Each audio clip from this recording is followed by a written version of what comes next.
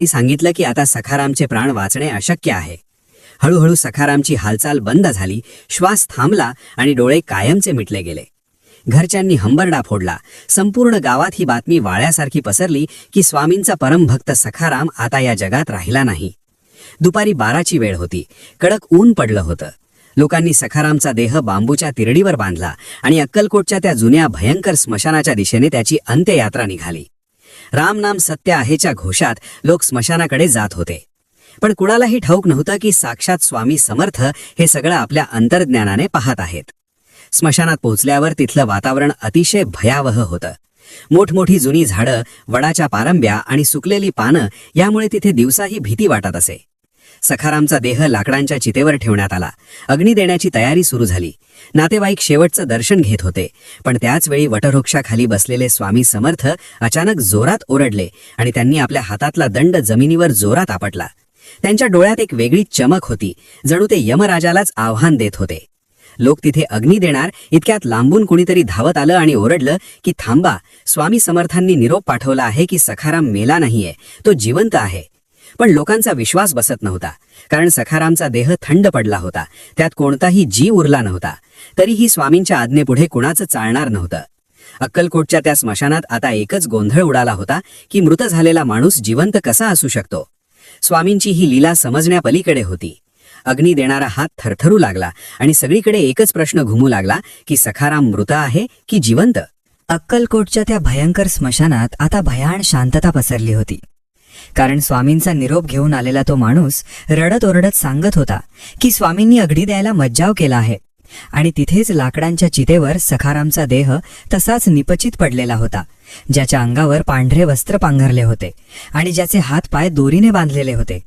लोक एकमेकांकडे पाहत होते की आता काय करावे, कारण सखारामचा श्वास कधीच थांबला होता. त्याचे शरीर बर्फासारखे गार पडले होते आणि त्याच्या नाडीचे ठोके सुद्धा वैद्यांनी तपासून पाहिले होते. तरीही स्वामी समर्थांचा शब्द म्हणजे काळ्या दगडावरची रेघ होती. त्यामुळे कोणाचीही हिंमत होत नव्हती की त्या चितेला आग लावावी. स्मशानातल्या त्या जुन्या वडाच्या झाडावरून घुबडांचा आवाज येत होता आणि वारा सू सू करत वाहत होता. जणू काही अघटित घडणार याची ती नांदी होती. तिकडे वटवृक्षाखाली बसलेले स्वामी समर्थ अचानक उभे राहिले आणि त्यांनी आपल्या हातातील कमंडलूतील थोडे पाणी हातावर घेतले. त्यांचे डोळे लाल झाले होते आणि ते रागात काहीतरी पुटपुटत होते. जणू काही ते प्रत्यक्ष मृत्यूशी संवाद साधत होते. स्वामींनी तिथूनच स्मशानाच्या दिशेने चालण्यास सुरुवात केली. त्यांच्या पावलांच्या आवाजाने जमीन थरथरत होती आणि त्यांच्या मागे भक्तांचा मोठा जथा चालत होता. प्रत्येकाच्या मनात धाकधूक होती की आज काय होणार आहे. सखाराम खरोखर जिवंत होणार की स्वामी काही दुसरीच लीला दाखवणार आहेत. स्मशानात पोहोचताच स्वामींनी त्या चितेकडे पाहिले, जिथे सखारामचा देह ठेवलेला होता. लोक बाजूला झाले आणि स्वामींनी चितेच्या अगदी जवळ जाऊन उभे राहिले. त्यांनी सखारामच्या चेहऱ्यावरून ते पांढरे वस्त्र बाजूला केले आणि त्याच्या कपाळावर आपला अंगठा टेकवला. त्या क्षणी संपूर्ण स्मशानात एक दिव्य प्रकाश पसरला आणि सखारामच्या शरीरात एक सूक्ष्म कंपन निर्माण झाले. स्वामी मोठ्याने ओरडले, अरे सखाराम, उठ, किती वेळ झोपणार आहेस? लवकर उठून उभा राहा, आमचे काम अजून बाकी आहे. आणि आश्चर्य म्हणजे ज्या सखारामला मृत घोषित केले होते त्याच्या छातीची हालचाल अचानक सुरू झाली. त्याचे बंद असलेले ओठ हळूहळू थरथरू लागले आणि त्याने एक मोठा दीर्घ श्वास घेतला. जणू काही त्याच्या शरीरात पुन्हा प्राण फुंकले गेले होते. जमलेले लोक हे दृश्य पाहून थक्क झाले. कुणी भीतीपोटी मागे सरकले तर कुणी आनंदाने ओरडू लागले की स्वामींचा चमत्कार पहा, साक्षात मृत्यूला स्वामींनी परत पाठवले आहे. सखारामने हळूहळू आपले डोळे उघडले आणि समोर साक्षात परब्रह्म स्वामी समर्थांना उभे असलेले पाहून त्याच्या डोळ्यांतून अश्रूंच्या धारा वाहू लागल्या. तो चितेवरून ताडकन उठून बसला आणि त्याने स्वामींच्या चरणांवर आपले मस्तक ठेवले. स्मशानात जमलेले सगळे लोक आता जय जयकार करू लागले होते. श्री स्वामी समर्थांच्या नावाचा जयघोष आसमंतात निनादला आणि जे स्मशान मृत्यूचे घर मानले जात होते तिथे आज जीवनाचा उत्सव साजरा होत होता. स्वामींनी सखारामला आपल्या हाताने उठवले आणि त्याला सांगितले की तुझे आयुष्य अजून संपलेले नाही, तुला अजून बरीच सेवा करायची आहे. असे म्हणून स्वामींनी आपल्या झोळीतून थोडी अंगारा काढली आणि त्याच्या कपाळावर लावली. सखाराम आता पूर्णपणे ठणठणीत झाला होता. जणू काही त्याला कोणताही आजार झालाच नव्हता. हे पाहून तिथल्या वैद्यांनी सुद्धा स्वामींच्या चरणी लोटांगण घातले आणि कबूल केले की मानवी बुद्धी जिथे संपते तिथे स्वामींची सत्ता सुरू होते. त्या दिवशी अक्कलकोटच्या स्मशानात जो चमत्कार घडला तो इतिहासात सुवर्ण अक्षरांनी लिहिला गेला. कारण मृत्यूच्या दाढेतून आपल्या भक्ताला परत आणणारे फक्त स्वामीच असू शकतात. निसर्गाचे नियम बाजूला सारून केवळ आपल्या भक्ताच्या प्रेमापोटी स्वामींनी यमराजालाही रिकाम्या हाताने परत पाठवले होते. स्मशानातील ती जळणारी सरण विझली, पण भक्तीची ज्योत मात्र प्रत्येकाच्या मनात कायमची प्रज्वलित झाली. सखाराम आता स्वामींच्या मागे चालू लागला आणि संपूर्ण गाव त्याच्या मागे आनंदाने नाचत गात अक्कलकोटच्या दिशेने निघाले. स्वामींची ही लीला पाहून आकाशातून जणू पुष्पवृष्टी होत होती आणि प्रत्येक भक्ताच्या मनात एकच श्रद्धा निर्माण झाली की जो स्वामींच्या चरणी लीन होतो त्याला मृत्यूचे भय कधीच राहत नाही.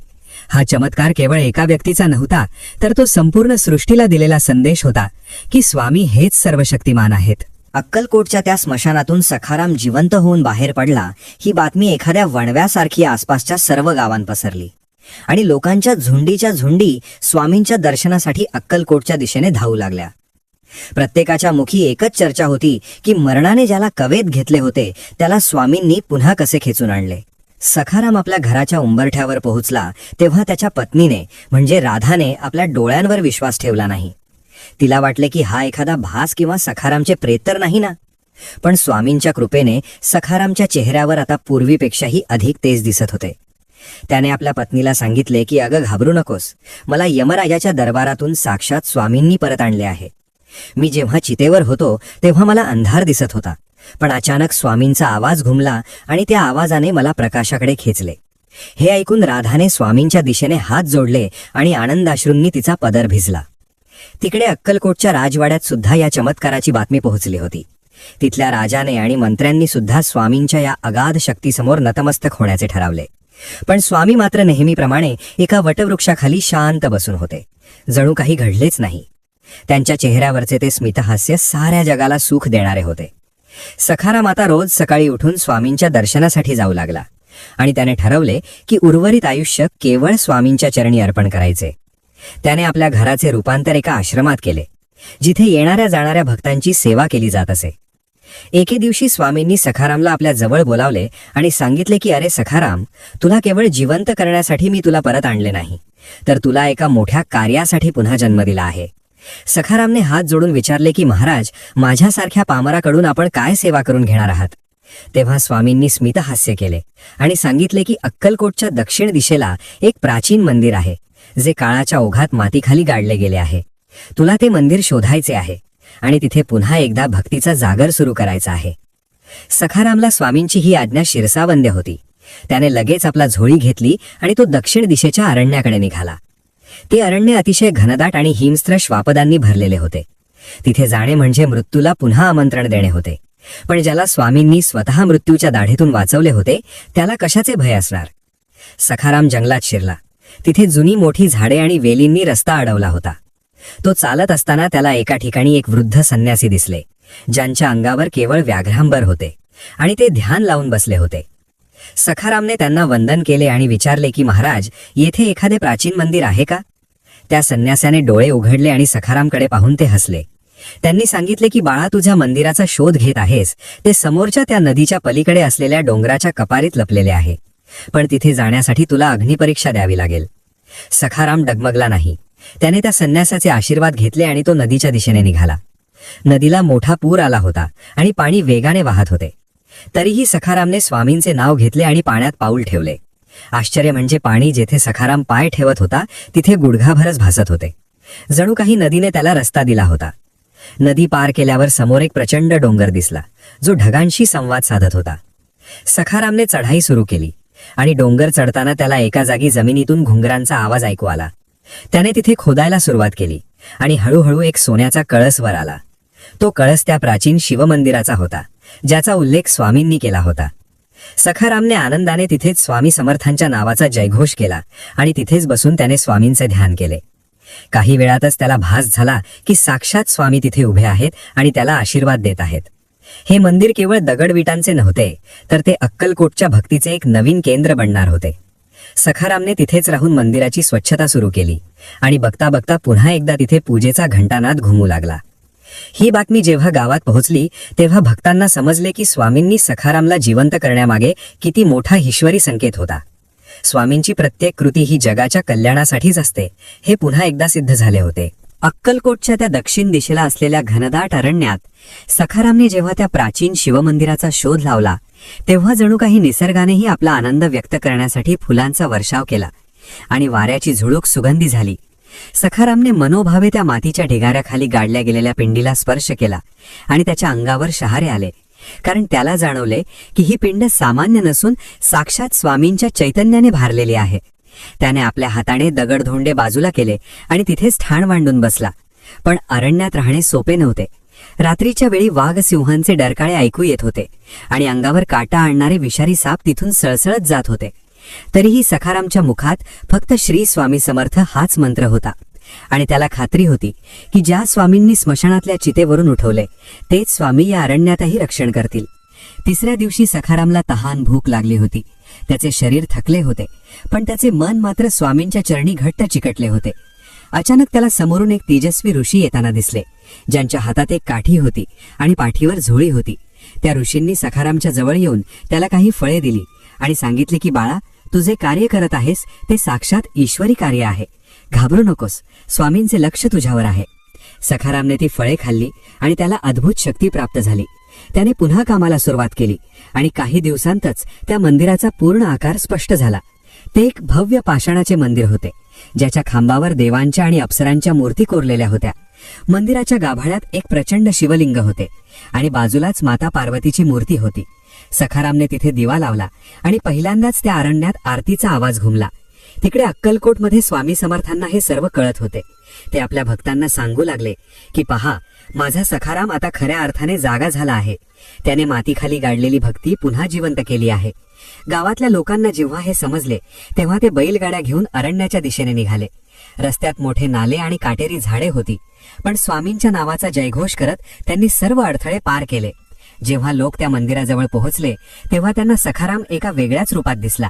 त्याचे केस वाढले होते, अंगाला भस्म फासले होते आणि त्याच्या डोळ्यात स्वामींप्रमाणेच एक दिव्य तेज दिसत होते. लोकांनी त्या मंदिराची भव्यता पाहून आश्चर्य व्यक्त केले आणि तिथेच मुक्काम ठोकला. राजाने सुद्धा आपल्या राजवाड्यातून सोने, चांदी आणि पूजेचे साहित्य पाठवून दिले. त्या प्राचीन मंदिरात आता रोज अभिषेक होऊ लागला आणि जंगलातले ते शांत वातावरण आता भक्तीच्या नादाने मंगलमय झाले. सखारामने पाहिले की त्या मंदिराच्या मागे एक गुप्त गुहा होती, जिथे पूर्वीचे ऋषीमुनी तपश्चर्या करत असत. त्याने त्या गुहेत प्रवेश केला तेव्हा त्याला तिथे स्वामींची एक लहानशी मूर्ती सापडली, जी हुबेहूब स्वामींसारखीच दिसत होती. त्याने ती मूर्ती बाहेर आणली आणि तिची स्थापना मंदिराच्या समोर केली. आता हे मंदिर केवळ शिवाचे राहिले नव्हते, तर ते स्वामी समर्थांचे एक शक्तीपीठ बनले होते. सखारामला आता समजले की मृत्यू म्हणजे शेवट नसून तो एका नवीन प्रवासाची सुरुवात असते. स्वामींनी त्याला मृत्यू दाखवला जेणेकरून त्याला जीवनाचे खरे महत्त्व समजावे आणि त्याने जगाला सांगावे की मृत्यूवर फक्त एकाच शक्तीची सत्ता चालते, ती म्हणजे श्री स्वामी समर्थांची सत्ता. त्या रात्री सखारामला स्वप्नात स्वामी दिसले आणि त्यांनी त्याच्या पाठीवर हात ठेवून सांगितले की तुझे कार्य आता पूर्ण झाले आहे. आता तू पुन्हा अक्कलकोटला ये, कारण तिथे तुझी गरज आहे. सखारामने सकाळीच सर्व भक्तांना बोलावले आणि त्या मंदिराची जबाबदारी एका वृद्ध पुजाऱ्यावर सोपवली. तो स्वतः स्वामींच्या दर्शनासाठी व्याकुळ झाला होता आणि धावतच अक्कलकोटच्या दिशेने निघाला. वाटेत त्याला अनेक लोक भेटले जे त्याचे दर्शन घेऊ पाहत होते, कारण त्यांच्यासाठी सखाराम हा साक्षात स्वामींचा चमत्कार होता. पण सखाराम मात्र स्वतःला एक सामान्य सेवक मानत होता.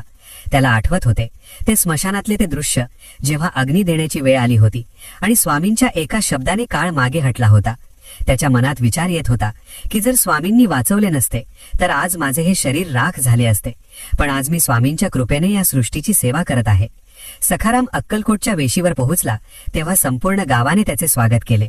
फुलांच्या माळा आणि वाद्यांच्या गजरात त्याची मिरवणूक निघाली. पण सखारामचे लक्ष फक्त त्या वटवृक्षाकडे होते, जिथे त्याचे दैवत बसले होते. तो धावत गेला आणि स्वामींच्या चरणी साष्टांग दंडवत घातला.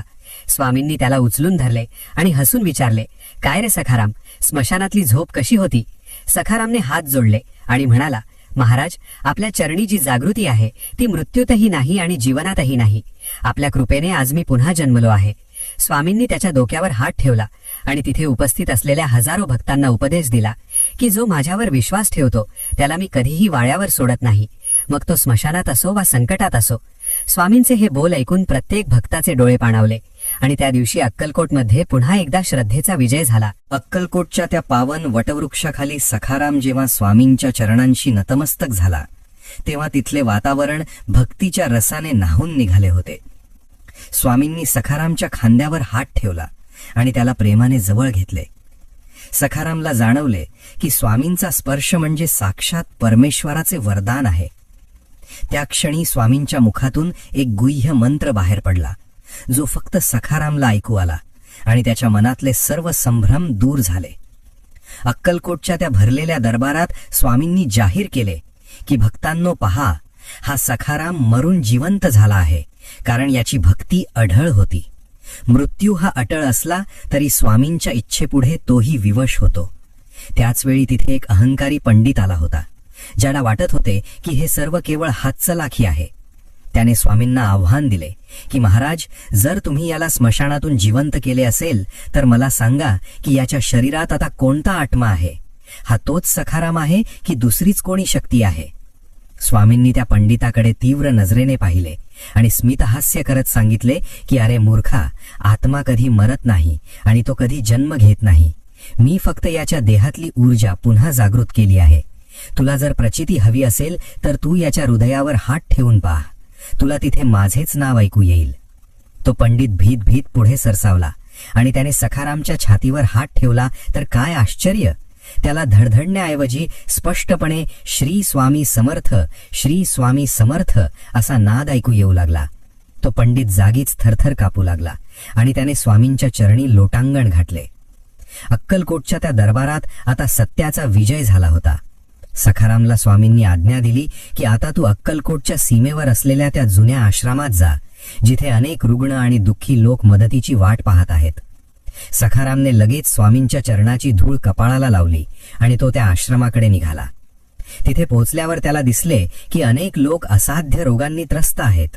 कुणाला कुष्ठरोग झाला होता तर कुणी अंध होते.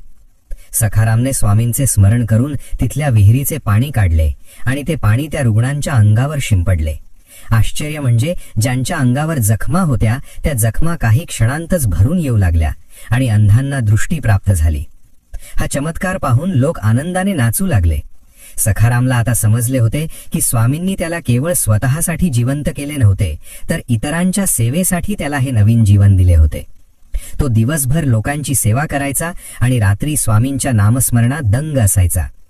एके रात्री तो आश्रमात ध्यान लावून बसला असताना त्याला जाणवले की आश्रमाच्या बाहेर कोणीतरी रडत आहे. त्याने बाहेर जाऊन पाहिले तर एक वृद्ध स्त्री आपल्या लहान मुलाला कडेवर घेऊन बसली होती. तो मुलगा अगदी निळा पडला होता, जणू त्याला सर्पदंश झाला होता. ती माऊली ओरडत होती की माझ्या बाळाला वाचवा, याला सापाने चावा घेतला आहे. सखारामने पाहिले की मुलाचा श्वास थांबत आला होता.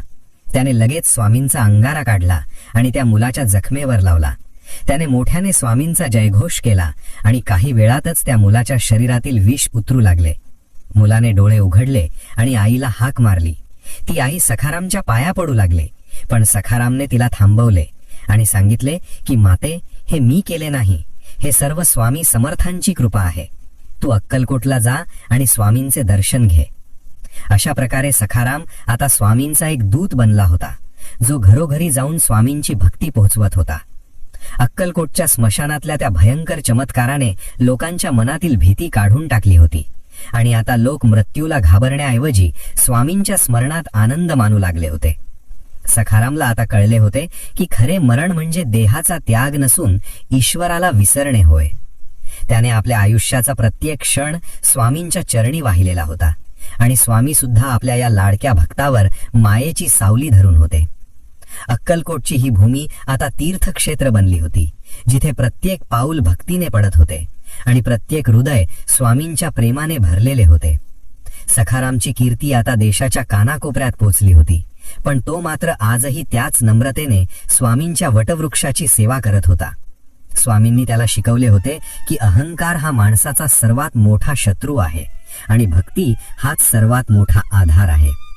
सखारामच्या आयुष्याची ही गाथा आता अक्कलकोटच्या इतिहासाचा अविभाज्य भाग बनली होती आणि स्मशानातला तो भयंकर चमत्कार आजही लोकांना स्वामींच्या अफाट शक्तीची जाणीव करून देत होता. अक्कलकोटच्या त्या पावन भूमीवर आता भक्तीचा असा पूर आला होता की साक्षात काळही तिथे नतमस्तक झाला होता. सखाराम आता केवळ एक सामान्य भक्त राहिला नव्हता, तर तो स्वामींच्या अगाध शक्तीचे जिवंत प्रतीक बनला होता. एके दिवशी अक्कलकोटच्या वेशीवर एक खूप मोठा तांडा आला. त्या तांड्यामध्ये अनेक श्रीमंत व्यापारी आणि त्यांचे रक्षक होते, पण त्यांच्या चेहऱ्यावर सुखाचा लवलेशही नव्हता. त्या तांड्याचा प्रमुख धनशेठ नावाचा एक व्यापारी होता, ज्याच्याकडे अफाट संपत्ती होती, पण त्याचे मन शांत नव्हते. त्याने ऐकले होते की अक्कलकोटच्या स्वामींनी एका मृत माणसाला स्मशानातून जिवंत केले आहे आणि तो माणूस आता एका आश्रमात राहून लोकांची सेवा करतो आहे. धनशेठ आपल्या जड अंतःकरणाने सखारामच्या आश्रमात पोहोचला.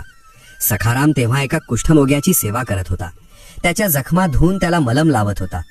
हे पाहून धनशेठला खूप ओंगळवाणे वाटले. त्याने लांबूनच विचारले की तूच तो सखाराम आहेस का, ज्याला स्वामींनी जिवंत केले आहे? सखारामने शांतपणे मान हलवली आणि विचारले की काय काम आहे.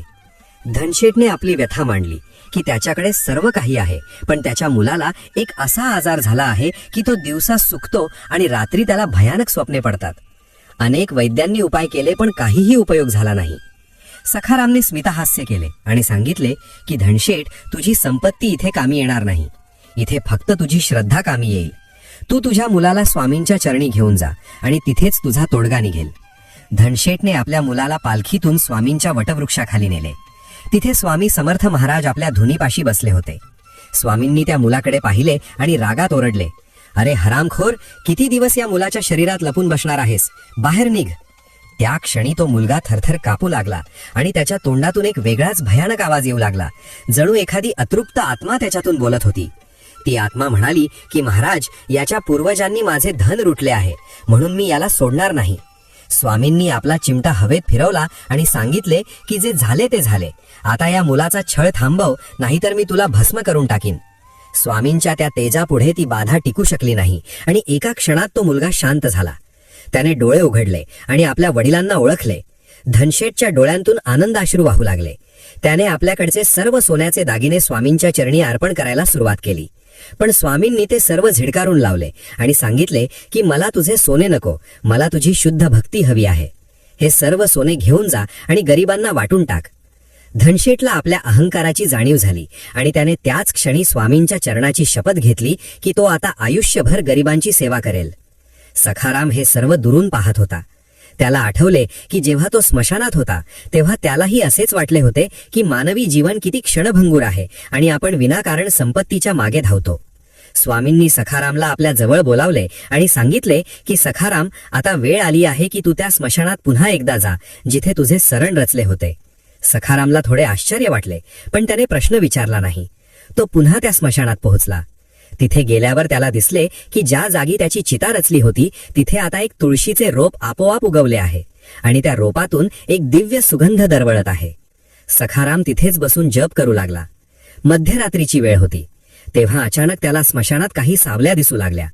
त्या सावल्या म्हणजे दुसरे तिसरे कोणी नसून अक्कलकोटचे ते जुने ऋषीमुनी होते, जे आता सूक्ष्म रूपात तिथे वावरत होते.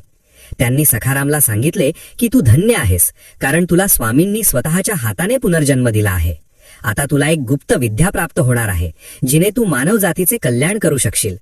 सखारामने हात जोडले आणि सांगितले की मला कोणतीही विद्या नको, मला फक्त स्वामींचे पाय हवे आहेत.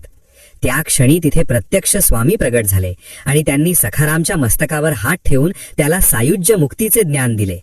सखारामला आता कळले होते की हे जग म्हणजे एक माया आहे आणि स्वामी हेच एकमेव सत्य आहेत. त्या रात्री स्मशानात जे काही घडले ते केवळ सखारामलाच ठाऊक होते. सकाळी जेव्हा तो परत आला तेव्हा त्याचे रूप पूर्णपणे पालटले होते. लोक आता त्याला सखाराम महाराज म्हणून संबोधत होते, पण तो मात्र आजही स्वतःला स्वामींचाच दास म्हणवून घेत असे. स्वामींची ही लीला पाहून संपूर्ण अक्कलकोट भक्तीच्या रंगात न्हाऊन निघाले होते आणि प्रत्येक जण म्हणत होता की स्वामी समर्थांची कृपा ज्याच्यावर आहे त्याला प्रत्यक्ष काळही घाबरतो. सखारामच्या जीवनाची ही कथा आता घराघरात पोहोचली होती आणि लोकांचा स्वामींवरील विश्वास अधिकच दृढ झाला होता. अक्कलकोटच्या त्या पावन भूमीवर आता एक वेगळाच चमत्कार घडण्याची चिन्हे दिसू लागली होती, कारण सखारामला मिळालेल्या त्या दिव्य ज्ञानामुळे आता त्याच्या शब्दांत एक अफाट शक्ती निर्माण झाली होती. पण सखाराम कधीही स्वतःला थोर मानत नसे. तो सतत स्वामींच्या नामात गुंग असायचा. एके दिवशी अक्कलकोटमध्ये भीषण दुष्काळ पडला. आकाशातून जणू विस्तवाचे गोळे बरसत होते आणि जमिनीला मोठ्या भेगा पडल्या होत्या. गावातील विहिरी आटल्या होत्या आणि पशुपक्षी पाण्यासाठी तडफडून प्राण सोडू लागले होते. गावकरी काळजीत पडले आणि त्यांनी विचार केला की आता साक्षात स्वामीच आपल्याला या संकटातून वाचवू शकतात. लोक स्वामींच्या वटवृक्षाखाली जमले आणि टाहो फोडू लागले की महाराज आम्हाला वाचवा, आमची मुले बाळे तहानेने व्याकुळ झाली आहेत. स्वामींनी डोळे उघडले आणि सखारामकडे पाहिले. त्यांनी सखारामला आज्ञा केली की अरे सखाराम, तुझ्या स्मशानातून जिवंत होऊन आलास तिथे जा आणि तिथल्या त्या जुन्या कोरड्या विहिरीत उतरून तिथे एक जप कर. सखारामने कोणताही विचार न करता स्मशानाकडे धाव घेतली. स्मशानातली ती विहीर कित्येक वर्षांपासून कोरडी ठणठणीत पडली होती. त्यात फक्त दगड आणि माती होती. सखाराम त्या खोल विहिरीत उतरला आणि तिथे पद्मासन घालून बसला. त्याने स्वामींचा श्री स्वामी समर्थ हा मंत्र मोठ्याने म्हणायला सुरुवात केली. स्मशानातले ते भयानक वातावरण आणि वरून तडणारे कडक ऊन ह्यामुळे सखारामचे शरीर घामाने डबडबले होते, पण त्याचे लक्ष विचलित झाले नाही.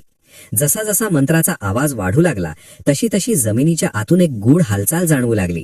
अचानक विहिरीच्या तळाशी असलेल्या एका मोठ्या शिळेला तडा गेला आणि तिथून पाण्याचा एक प्रचंड कारंजा वर उसळला. ते पाणी इतके स्वच्छ आणि गोड होते की जणू काही साक्षात गंगाच तिथे प्रगट झाली होती. बघता बघता ती विहीर काठोकाठ भरली आणि पाणी स्मशानाच्या बाहेर वाहू लागले. हे दृश्य पाहून गावकऱ्यांनी आनंदाने जल्लोष केला आणि लोक त्या स्मशानाकडे धावले. जिथे पूर्वी लोक यायला घाबरत होते तिथे आज पाण्यासाठी झुंबड उडाली होती. सखाराम विहिरीतून बाहेर आला तेव्हा त्याचे संपूर्ण शरीर ओले होते आणि त्याच्या चेहऱ्यावर एक अलौकिक समाधान होते. स्वामींनी दुरूनच स्मितहास्य केले, कारण त्यांना ठाऊक होते की सखाराम आता केवळ एक भक्त राहिला नसून तो निसर्गाच्या शक्तींशी संवाद साधणारा सिद्ध पुरुष बनला आहे. पण सखारामने त्या पाण्याचे श्रेय स्वतःकडे न घेता सांगितले की हे सर्व माझ्या स्वामींच्या कृपेचे फळ आहे.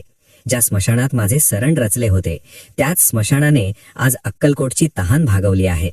ही घटना पाहून लोकांच्या मनातली स्मशानाबद्दलची भीती कायमची निघून गेली आणि त्यांना समजले की जिथे स्वामींचे पाय लागतात तिथे स्मशानही नंदनवन होते. त्याचवेळी तिथे एक असा चमत्कार घडला ज्याची कोणी कल्पनाही केली नव्हती. स्मशानातल्या त्या विहिरीच्या पाण्यातून अचानक एक सोन्याचे कमळ वर आले आणि ते कमळ तरंगत थेट स्वामींच्या चरणापाशी जाऊन विसावले. लोकांनी जेव्हा हे पाहिले तेव्हा त्यांना जाणवले की स्वामी हे केवळ मानवी देहातले संत नसून ते या विश्वाचे चालक आहेत. सखारामने आता ठरवले की तो या विहिरीच्या बाजूला एक अन्नछत्र सुरू करेल, जिथे येणाऱ्या प्रत्येक गरजूला भोजन मिळेल. स्वामींनी त्याला आशीर्वाद दिला आणि सांगितले की तुझे हे अन्नछत्र कधीही रिकामे होणार नाही. आणि खरोखरच अक्कलकोटमध्ये कितीही गर्दी झाली तरी तिथले अन्न कधीच कमी पडत नसे. सखाराम आता दिवसा अक्कलकोटमध्ये सेवा करायचा आणि रात्री त्याच स्मशानात जाऊन ध्यान धारणा करायचा जिथे त्याला नवीन जीवन मिळाले होते.